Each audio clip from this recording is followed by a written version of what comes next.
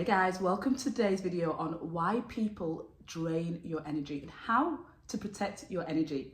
So if you're new to my channel, hello, my name is Elika. I'm an energy optimization coach and a trusted advisor for purpose-driven leaders who want to have a great impact in this world. And they know that energy is something that they're going to need to be able to do that. So as we dive into this video, I want to just share with you that this is something that is very commonly not considered as a leader when you're thinking about the impact that you want to make. So protecting our energy is more than just, our sleep or the food that we eat. It's really commonly around our energy drainers. And so in this video, I really want to give you clarity on why you may feel the way that you feel and equally how to protect yourself in that way. So if you like the sound of that, then give this video a like so that more people can be notified, and also subscribe to the video if you want to just be always on top of all of the lifestyle hacks that I share to be able to really be managing your energy way more efficiently. So I want to share with you this example that I've been noticing, and being honest with you, I haven't really found my way to overcome it. But for the last 10 years in many different capacities, I've built and run communities. I would say that the first real community was when I opened my restaurant, and I really started to nurture my customers and introduce them to other customers and create workshops and events for them. And then I went on to creating lots of different events and lots of different experiences, including a breakfast club. And that evolved to a women's mastermind where I would have a circle of 8 women, and we would come together the first Thursday every month, and we would really share the challenges that we face in our life. This community have made best friends and really deep connections over the years, and it's been really beautiful to blossom. And I try to keep that community together through WhatsApp, just to support that sharing. Now, one of the common things that I see has happened in that community is something that I know a lot of community leaders face, and we don't always know how to overcome it. And it's this feeling that, I am the sort of person that I know that people come to me for answers and for solutions, and I'm okay with that. I see myself as a leader. I see myself as a visionary person that's here to really change the course of a lot of the way that people just live their lives. And yet in that community, it still is difficult for me when there are people that take a silent seat. You don't hear anything from them. It's like echo, echo when you put something out there. But the moment I have something that I think would be really beneficial for that community, it could be a free ticket, it could be an opportunity to work with me on something, it could be that I'm at maximum capacity in my work and I think that it's best for me to refer this to you. I get a couple of people that are always constantly giving in that community, or sharing and opening, and opening themselves up to be vulnerable. They comment, they engage, and then you always get this one person that I literally didn't even know was still in the community that appears and wants the freebie. Now, I am going to be honest, this has been really important for me to see it, because it's really changed how I want to show up in communities. And I'm very conscious that everybody is really short for time, and everyone's fighting for our attention. And in communities that I join, I do find it difficult to allocate extra time for them. But one of the things that I've noticed is sometimes it's because that community isn't going to give me exactly what I felt that I needed. And this is a really delicate topic if you think about it, because what is it that I needed from them was an exchange of energy where I give into the community and they give to me. But if you're going into a community only to take and only to look at them as all the things they can give to you, then when you don't receive that, you immediately don't want to give. And I know that I have made that mistake in the past. I've joined communities where I've thought they're going to have these resources, they're going to have this, and I went with that intention. And then when you don't receive it, you withdraw. So now I'm very mindful that if I go into the community and I feel that they do have some value for me, even if it's not perfect, I need to give way more than what they could give me. And from that, I understand there's a law of reciprocity. I can't even say it. Okay, let's just say exchange of energy, it's easier. But I understand that the way that energy works is there is going to be that beautiful exchange. But I always want to make sure that I set the intention that if I believe that I chose the right community or the right networking group that I want to attend or go to, I want to be overflowing in how much I give, before I expect to receive anything. And so this is what I experience when I look at like the WhatsApp community, and I look at the sharing in there, and I see there, you know, maybe 3 or 4 people that genuinely just open up and share and contribute. And guess what? When the opportunities come, they're the first people that are on my mind.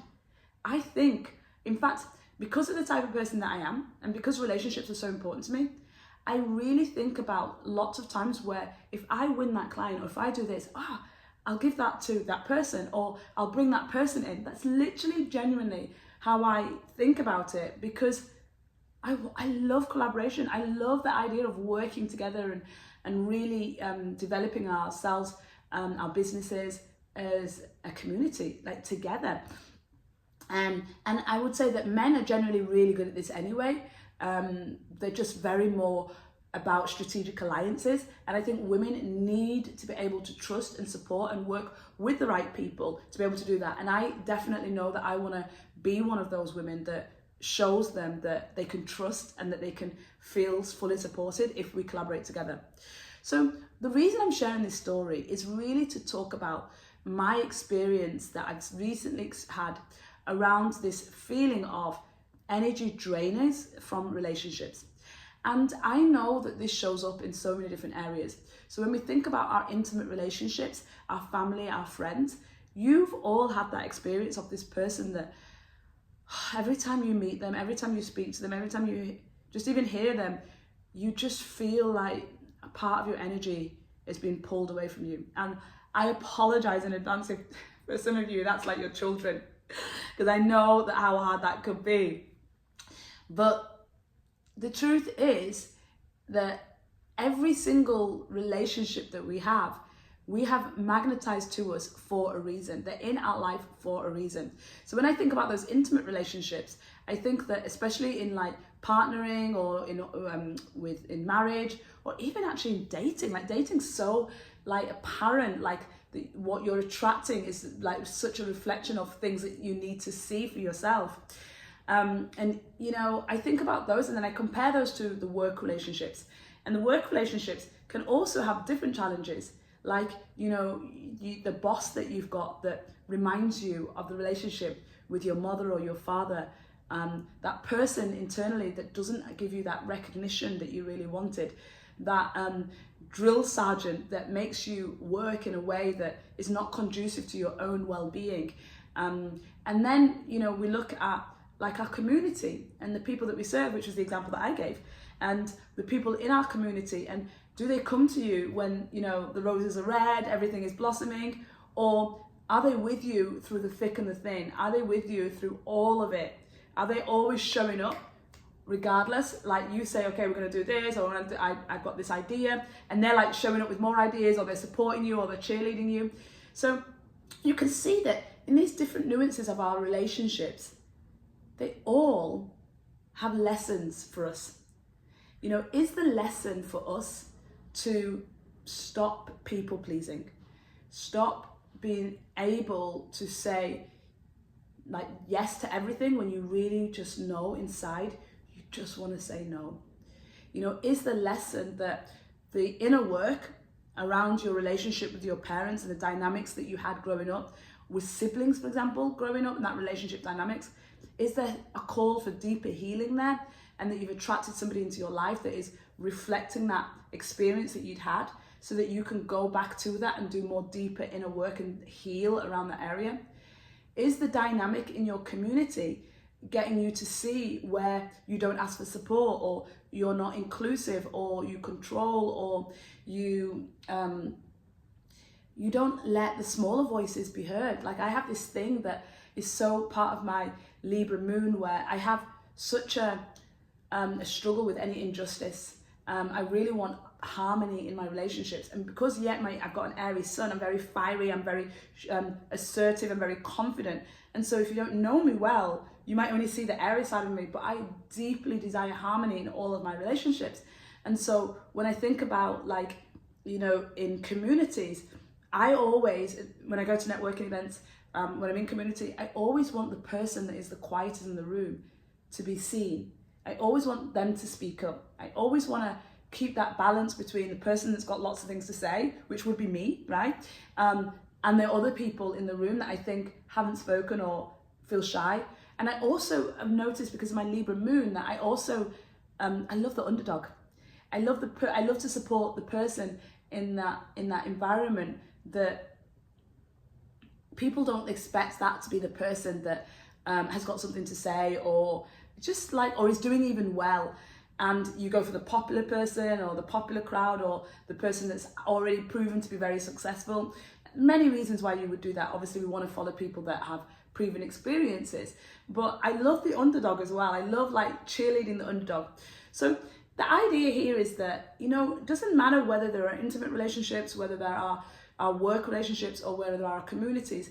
We really want to assess, like, what is the lesson here? Like, what is this here to show me in terms of my relationships, and why they drain energy from me, and why it doesn't bring me like peace and joy. So I want to just move to thinking about now, like, as you run your business or as you work in a business, like, what are some of the metrics that you want to measure to be able to really keep yourself like protected? And for me, I think that I have noticed, for example, in my social media, that when I do pictures of myself and my lifestyle with me in it, that I get a lot more comments or a lot more engagement, versus when I just share, you know, a piece of information that is on my mind, or a piece of information that somebody else has shared.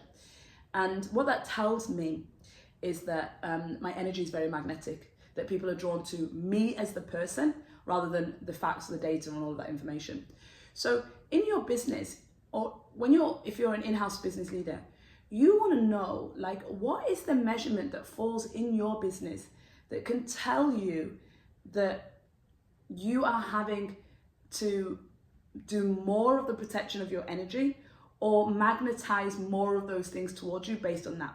So when I look at my social media, for example, it tells me that I need to do more pictures of myself. And so that's how I can magnetize the right people to me based on that. But then I need to do a filter, right? If I'm magnetizing people towards me, I also need to filter the people that are going to see my picture, are going to like that, and then are going to want to drain my energy because they see me and they're magnetized to me. And so I tend to have a more direct communication style. So in there, when I'm sharing with the picture, I generally will tend to write something that is thought-provoking, but also very, like, I don't want to say that I'm purposely controversial, but I'll just say the thing how I think it should be said. I'll just call the thing out. And so I know that even if you're drawn to the picture of me or my voice or whatever it is that you see on that visual, if you are looking for someone that's fluffy or soft, or is going to cushion you or hold your hands through it in a very delicate way, you're probably not going to be attracted to me anymore. You're probably not going to, I'm going to see in my data how that might fall. That might mean that it falls off, like, and the people that are left are more filtered and more aligned to who I genuinely am, as someone that's very truthful and says it how it is, and then supports the people that really want the change. So you have to look at how you run your business and go, what are the things that show me, like, where we need to draw people towards us that are our people, and what can we do that's unique to us that filters away the people that are not. And as I talk about this, I want to move towards just explaining to you that what we're really talking about here is, now, when you understand that you have relationships that can take energy from you, but they're drawn to you for a reason, and you have to understand the lesson. What we're really talking about now is, how do you protect your energy? So how do you look at, like, what is happening in terms of your relationships and how they're draining energy from you, and how do you protect that? And I can tell you that 8 times out of 10, when I work with my clients, and they all have an energy drainer, they all have somebody in their life that's a relationship energy drainer, should I say, I can tell you that usually the reason they've not done something about it is because they think they need to have a conversation, and they don't need to have a conversation. So I want you to know that the protection is mostly energetic. It's mostly not returning that call. It's mostly saying that you're not available for that, and not getting into the reason why you can't do the thing that the person wants to do. It's mostly the physical communication, right? So our body language. So it can be like this, the silence, or just that look. Yeah. It can be that you put yourself in a situation like, again, an energetic boundary for me is not commuting on public transport in peak hours. Like, I just don't want to be with the hustle and the energy of people that are like racing to work and exhausted coming back to work. I don't want to put my energy field, my aura, my, as we call in physics, my collective field in the energy of people that are burning themselves out or are already exhausted. So I don't like to travel in peak hours for that reason. So this is an energetic boundary. When I go to salsa, I'm very conscious that, men will invite you to dance. And therefore, I want to be conscious about creating the right invitation for the right person. So if I see that there is a particular guy that I don't really like the way that maybe he touches women, or I feel that he's a little bit inappropriate, if he comes into my field of energy, I will kind of like look away or position myself. Now I'm in Dubai, and obviously in the Middle East, there's so much clothing that is a natural, beautiful protection of women's energy, of men's energy as well. And so, do you see, all of these are without the verbal, and yet most people that I speak to feel that they need to have a verbal conversation, a communication with someone. It's a difficult conversation that they don't want to have, and that's what it is that is stopping them from creating that protection for themselves. And obviously there is technology. So for me, if you don't know about the Healy, check out my videos on the Healy. But the Healy is the bioresonance technology that I use using micro frequencies. And I can travel with the Healy, and I can put it on, and I can run literally a protection program that basically creates a field of energy around me. Sometimes I have noticed when I've been in networking events and there's multiple people having conversations at the same time, I'm in there and maybe I want to speak to somebody. Sometimes I can imagine my energy field. So sometimes I visualize in my mind just a field of energy. Let's say I'm talking to somebody and I feel like they're either the energy's off. Maybe they might not be intense, but there's something not quite right about them, or what they're saying to me is not what I want to hear. I don't want to absorb what they're saying. I don't want that to penetrate my energy field. So sometimes I'll just kind of like put like this visual interpretation of like a bubble around me, and I can talk to them, and I can listen to what they've got to say. And mostly in those scenarios, I'm just really sat and listening, or stood and listening. But I'm listening with that field of energy around me so that I'm protecting myself.